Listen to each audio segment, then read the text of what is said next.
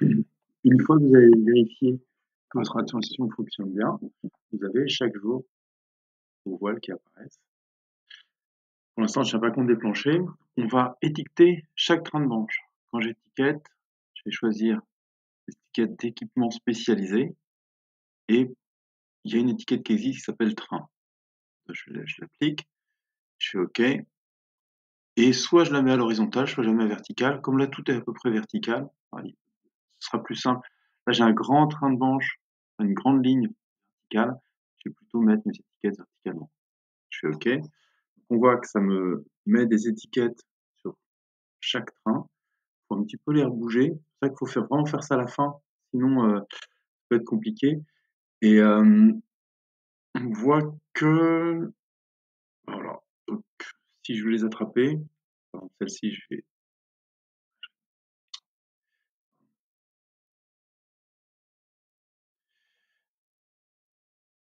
je vais attraper mes étiquettes ici. Je vais les rapprocher un peu des trains de banche pour qu'on les voit.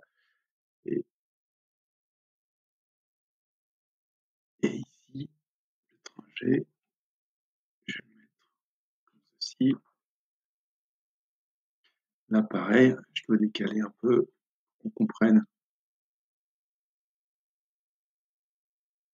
Et éventuellement, je les tourne. Bon, là, c'est pas forcément la peine. Je vais les laisser comme ça.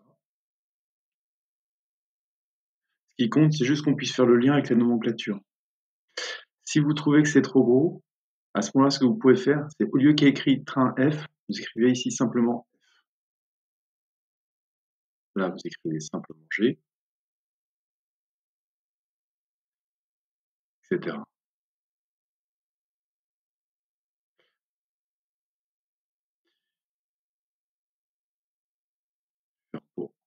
Je l'ai fait pour tous.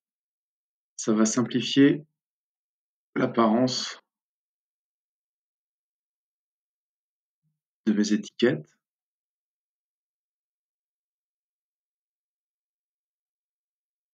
Et pour compensation, je vais écrire C1 et C2.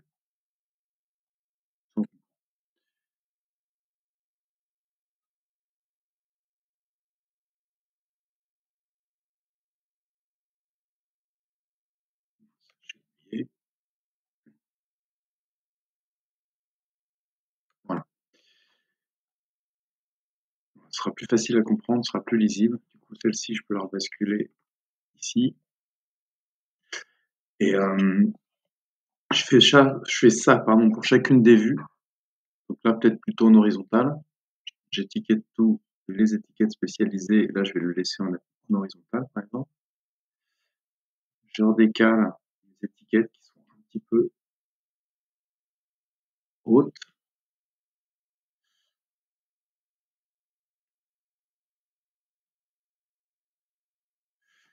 Et soit je les mets plus bas, soit je les mets en haut, soit je les mets en bas. Voilà, je personnalise mes étiquettes.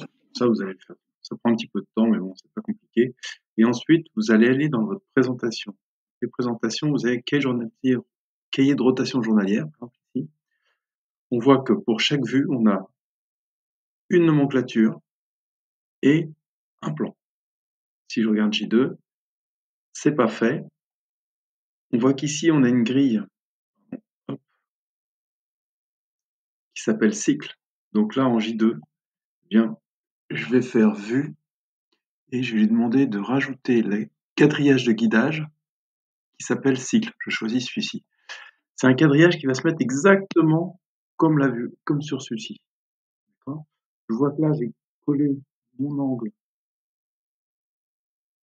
vous voyez, à peu près sur ce point-là. Ça n'a pas besoin d'être très précis, hein, c'est juste pour un guidage, pour avoir une vue similaire. Ben, pour le jour 2, je vais prendre ma vue 2, je vais l'emmener ici, et je vais la poser en la guidant à peu près ici. Alors, je pourrais me guider par... J'aurais pu prendre un autre point de guidage, prendre le cadre, vu que le cadre est commun à tous. Et là, j'enlève tous les titres. Je mets 100 titres, 100 lignes. Et je vais avoir ma vue 2. Et il me reste à mettre ma nomenclature de jour 2, qui doit être ici. et je la pose. Vous vérifiez que ça correspond bien à ce qui est. Vous faites un petit contrôle visuel, voir si ça correspond bien. Donc, par exemple, l'angle droit 1 est utilisé, pas le 2. Et si le 2 est utilisé, donc, qu'est-ce qui se passe? Ah oui, c'est là. Mais il n'est pas affiché en vert, c'est pas grave. Voilà, vous vérifiez que les trains sont bien, correspondent bien à cette vue-là, et vous refaites la même chose pour les vues 3, vue 4,